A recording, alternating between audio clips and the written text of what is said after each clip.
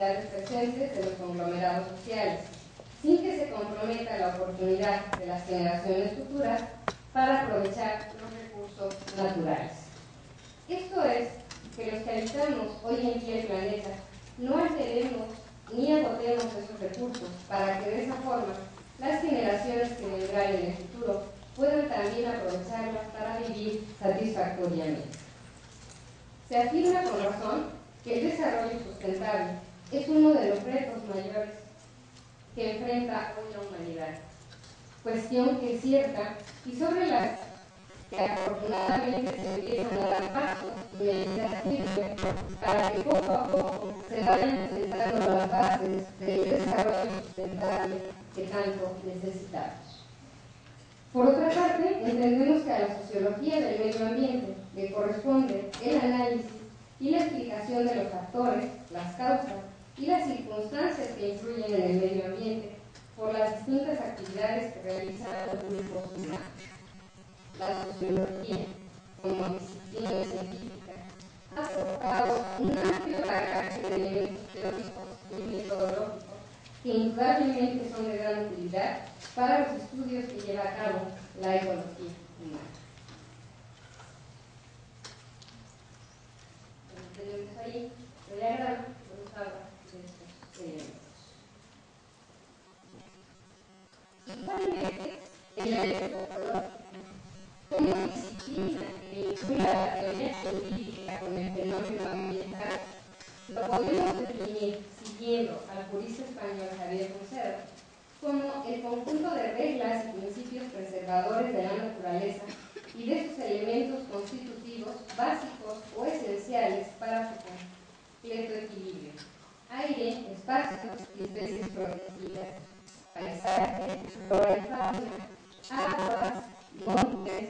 suelos y subsuelos, y en su conjunto todos los recursos naturales. En efecto, corresponde al derecho ecológico establecer armónicamente un sistema legal que tienda a regular la actividad humana hacia el medio ambiente, especialmente para proteger los recursos naturales. Igualmente, para establecer procesos que, apegados a la ley, sirvan de guía para la explotación racional y eficiente de los recursos, además de contener las sanciones que habrán de aplicarse a quienes incumplan con estos principios legales. Bajo estas ideas, entraré de manera específica a hablar de los esfuerzos que la teoría y la práctica de los derechos humanos ha venido realizando en materia ambiental, conscientes breves al tiempo con el que antes señalé que tanto nuestro sistema jurídico nacional como el sistema internacional de los derechos humanos han llevado a cabo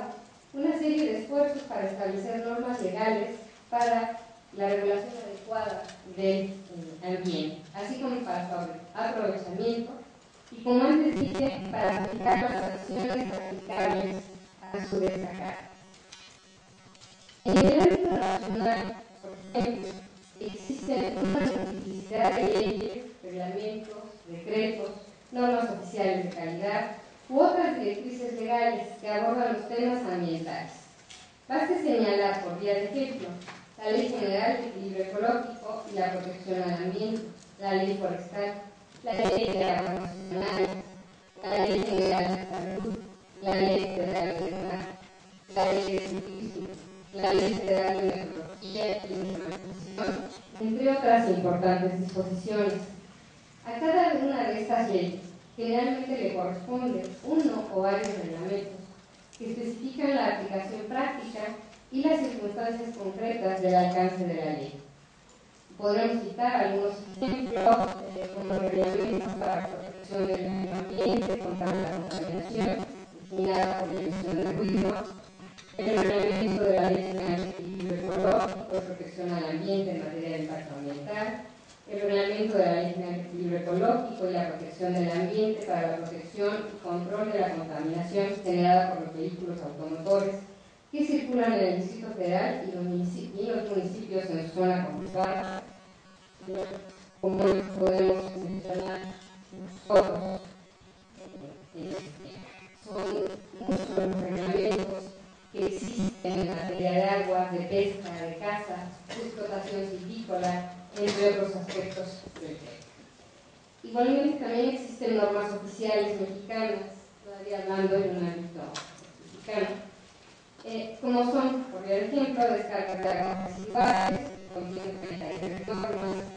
sobre el monitoreo de la contaminación atmosférica, contiene 5 normas, para las descargas de aguas residuales, bueno, de una explicación muy amplia que quizás habría que contemplar, sin embargo tenemos 33 normas que nos hablan de ello, sobre el manejo de residuos peligrosos que contienen 7 normas, etc. Podemos afirmar de todo ello que si bien el esfuerzo nacional para regular esta materia ha sido loable, es también cierto que muchos se cuestionan sobre la eficacia del marco normativo ambiental con el que contamos en México, ya que además de los ordenamientos federales que citamos, existen también innumerables normas que emiten los estados y los municipios de la República, las que frecuentemente incurren en contradicciones con los principios sustantivos del derecho ecológico, tanto por ser demasiado abundantes como porque resultan en muchas ocasiones poco prácticas y suelen ser de difícil aplicación. En tal sentido, adelanto una primera conclusión, sería que los diversos órdenes del gobierno del país, como son Federación, Estados, el Distrito Federal y los municipios, tendrán que modernizar y actualizar sus esfuerzos de coordinación para lograr mayor eficacia y eficiencia en la regulación ambiental, así como en la protección de los recursos naturales y en la aplicación de las sanciones a quienes infrinjan esas disposiciones protectoras del medio ambiente y del equilibrio ecológico. Por otro lado, en cuanto al sistema internacional de los derechos humanos, podemos apreciar que ha habido un serio y prolongado esfuerzo para establecer instrumentos de regulación jurídica sobre la materia ambiental.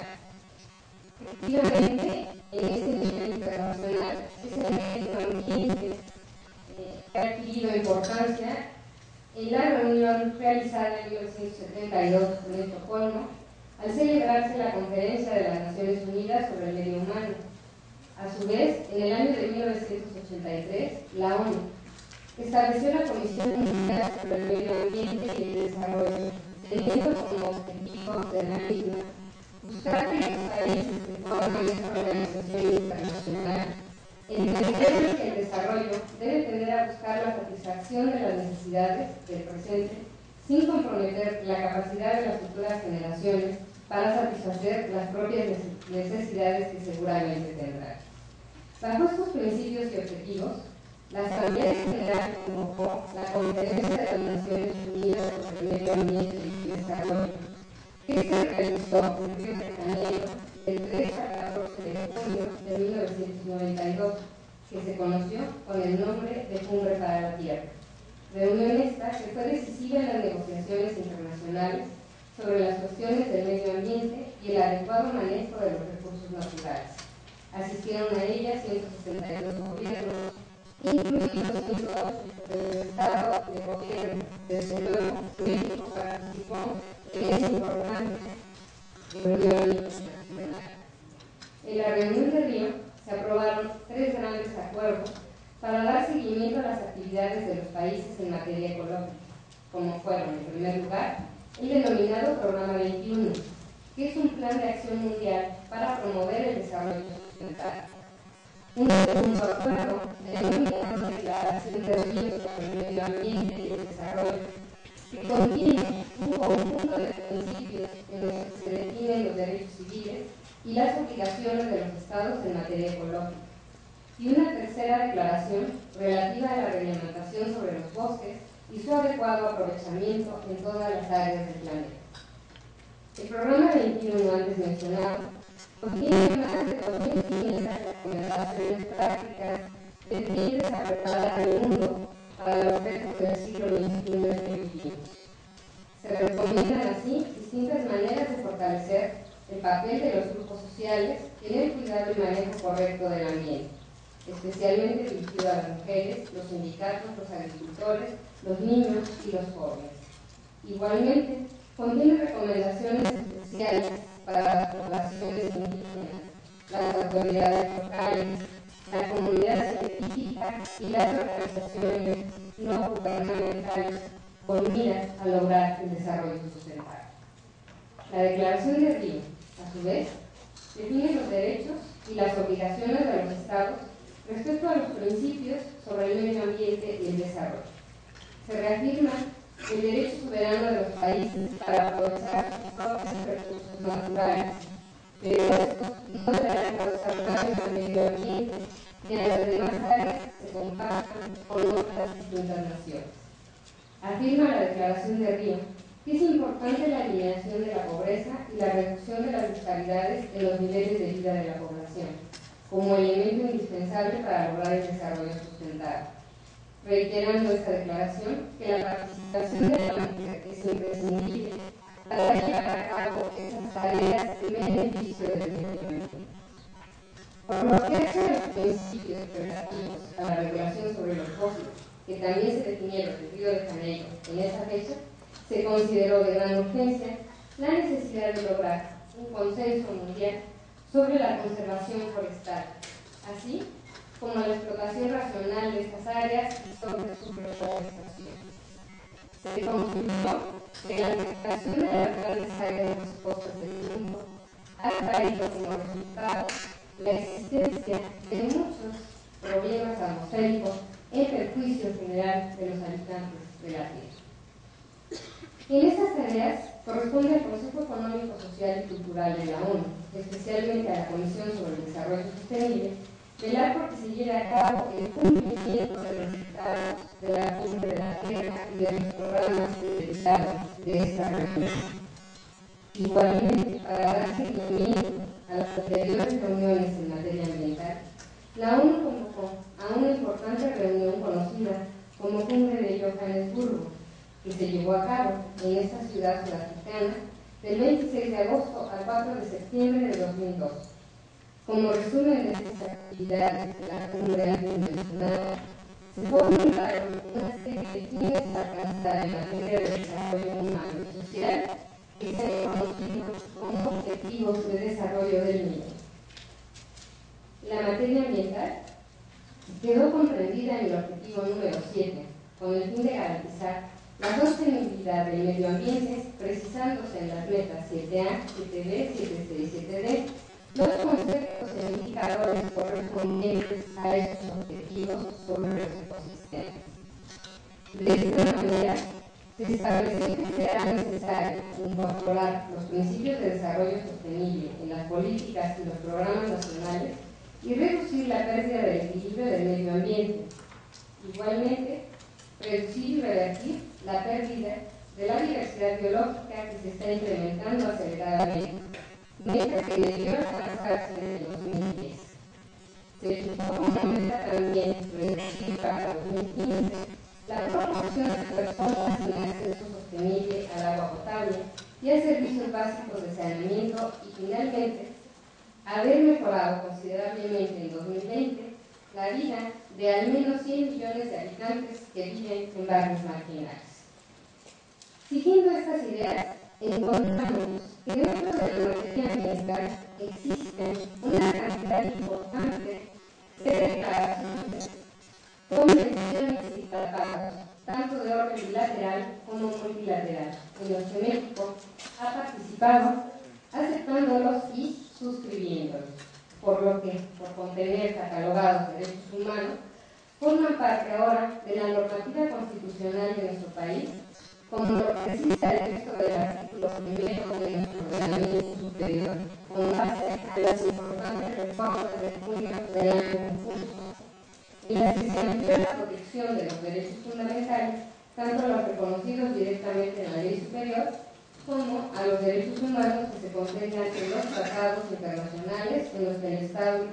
mexicano se aparte. Esta cuestión resulta de alta relevancia. Un amplio contenido de los instrumentos internacionales a los que ayudó tiene catalogadas toda una serie de derechos humanos de origen o de repercusiones ambientales. De forma ejemplificativa, cito algunos de sus convenciones y tratados, como son la Convención Marco de las Naciones Unidas sobre el Cambio Climático, la Convención sobre la Diversidad Biológica, el Protocolo de Kioto a la Convención Marco de la ONU sobre Cambio Climático, el Protocolo de Montreal relativo a las sustancias causadoras de la capa de ozono, el Protocolo sobre Seguridad de la Biotecnología del Convenio de la Diversidad Biológica, entre otros muchos instrumentos de este orden. A nivel de tratados bilaterales, México los ha suscrito, sobre todo con las naciones vecinas, tanto con los Estados Unidos como con Guatemala, en materia legislativa sobre la protección de actividades estimadamente significativas, sobre el mejoramiento del medio ambiente de forma fronteriza, sobre la protección de especies marinas, sobre aprovechamiento de bosques, sobre tratamiento de aguas, entre otras materias distintas de este orden ecológico. La responsabilidad social en materia ecológica, las faltas administrativas y los delitos dentro de la materia. De acuerdo a lo que se anteriormente, era evidente que los temas ambientales hoy en día son un asunto que incumbe a todas las naciones y a todos los grupos sociales del planeta. Esto es así porque existe una íntima relación entre los diversos ecosistemas que caracterizan la vida y los elementos naturales en que ésta se desenvuelve. Tales circunstancias nos hacen considerar que la responsabilidad en torno al cuidado del ambiente no es solo una tarea del Estado y de los gobiernos de cada país, sino que llevar a cabo acciones de protección, cuidado y aprovechamiento racional de los recursos naturales resulta una responsabilidad social general en que todos y cada uno de nosotros debemos estar comprometidos, sin que eso implique que a nuestro gobierno y al poder público de cada país les corresponda asumir un papel efectivo en estas importantes acciones. En este sentido, el punto 19 de los principios de la Declaración de la Conferencia de las Naciones Unidas sobre el Medio Humano, a la que hemos hecho referencia en puntos anteriores, precisa que es indispensable una labor de educación en cuestiones ambientales, dirigida tanto a las generaciones jóvenes como a los adultos, y que preste debida atención al sector de población menos privilegiado para ensanchar las bases de una opinión pública bien informada y de una conducta de los individuos, de las empresas y de las colectividades inspiradas en el sentido de su responsabilidad en cuanto a la protección y el mejoramiento del medio en todas las dimensiones humanas. Afirma también este principio que resulta esencial que los medios de comunicación de masas eviten contribuir al deterioro del medio humano y difundan, por el contrario, información de carácter educativo sobre la necesidad de protegerlo y mejorarlo, a fin de que los seres humanos puedan desarrollarse en todos los aspectos. En este sentido, entiendo que la educación, desde sus grados iniciales, a los infantes, a los niños, pero también en los niveles intermedios y superiores, debe ser el instrumento social más seguro para crear una conciencia de respeto al medio ambiente y sus elementos naturales. Solamente así, esta responsabilidad social podrá concluirse. Entiendo también que los actuales planes y programas de estudio, que prácticamente todas las instituciones educativas del país, desgraciadamente no contienen suficiente información ni suficientemente conocimiento, que nos hagan ver los graves problemas que la civilización actual está creando por el abuso, el mal uso y el deterioro del ambiente, que nos está llevando a graves desequilibrios de las condiciones naturales de la vida. En este sentido, resulta importante resaltar que medios como el presente, en que se destacan los fenómenos ecológicos en sus distintas dimensiones sociales, como lo hemos visto, son muy loables, porque en la medida que los alcances que tienen habrán de ayudarnos a crear esa conciencia sobre el cuidado del ambiente, teniendo en cuenta que se trata de un verdadero derecho humano propio de nuestra especie. Como parte final de mi discusión, quiero mencionar algunos aspectos referentes a las faltas administrativas y a los delitos ambientales que catalogan nuestros ordenamientos vigentes, como son en el orden federal la Ley General del Equilibrio Ecológico y la Protección al Ambiente, así como el Código Penal Federal.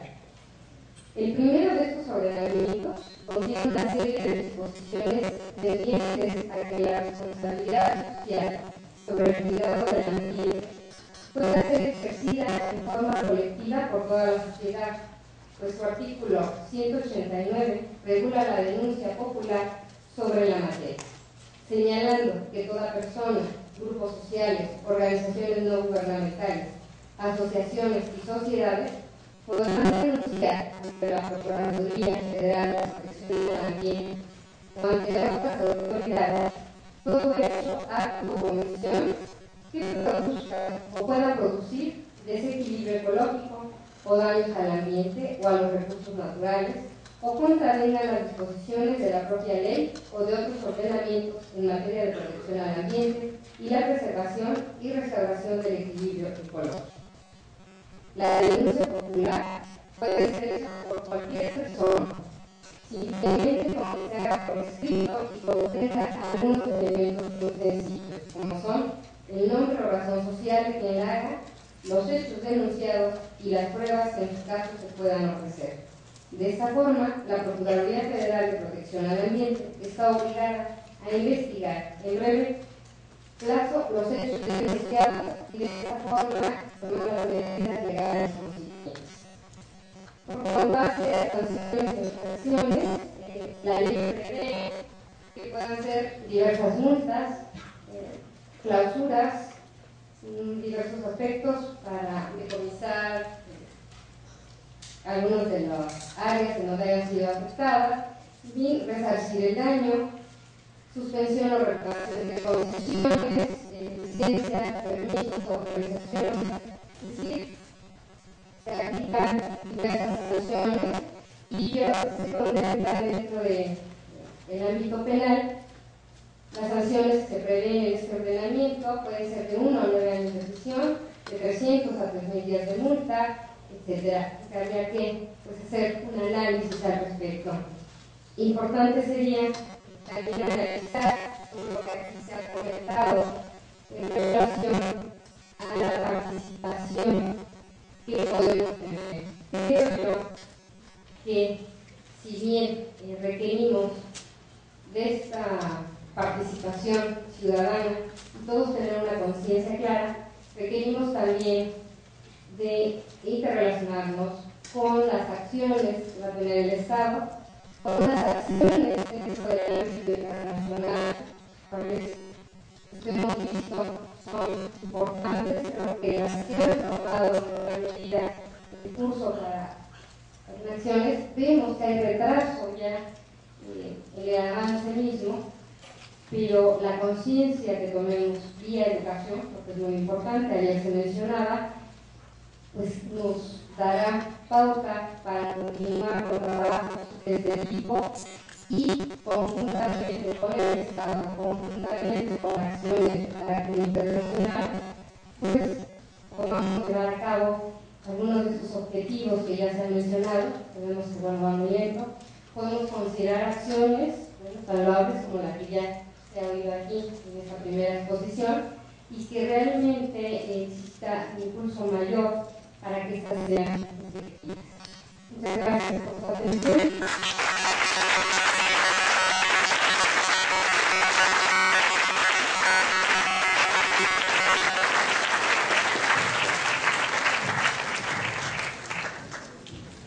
Agradecemos a la doctora Norma Sabido la interesante exposición que nos ha presentado. Muchísimas preguntas han realizado a nuestras dos expositoras. Vamos a dar precisamente paso a que ellas en una forma breve y tranquila y velada puedan responder tanto la bióloga como la doctora Norma Sabido a estas preguntas y las demás a través del Facebook, como ya se les había mencionado. Yo me voy a tomar la libertad, porque algunas que estoy leyendo sí resulta muy interesante que ustedes estén preocupados por el qué hacer y la responsabilidad. Curiosamente, algo que, claro, con mayor conocimiento responderá la doctora Norma Sabino respecto de las sanciones, e incluso ella lo mencionó dentro de la propia exposición, pero es de la decisión que ustedes como jóvenes, bueno, los profesores que también nos acompañan, el hecho de que pregunten por qué no se sanciona, por qué no se castiga a aquel que está ocasionando un daño al medio ambiente, e incluso algunas de las preguntas dice severamente.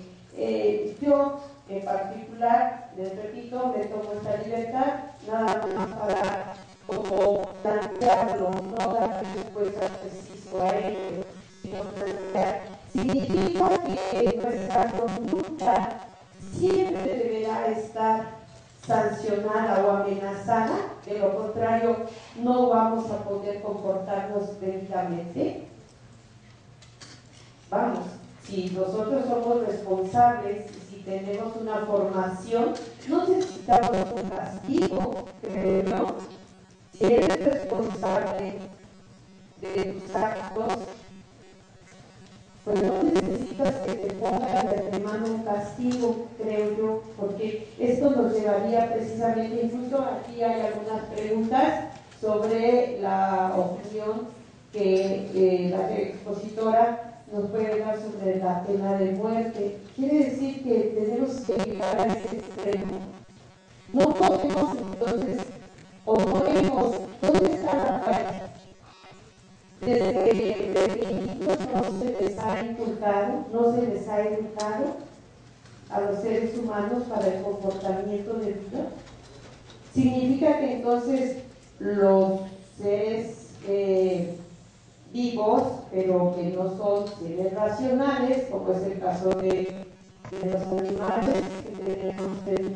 en nuestro planeta, se comportan mejor que nosotros como seres humanos.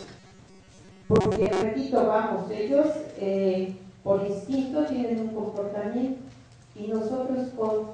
raciocinio no nos podemos comportar debidamente. Necesitamos que efectivamente nos pongan un castigo. Aquí, entre las preguntas, repito,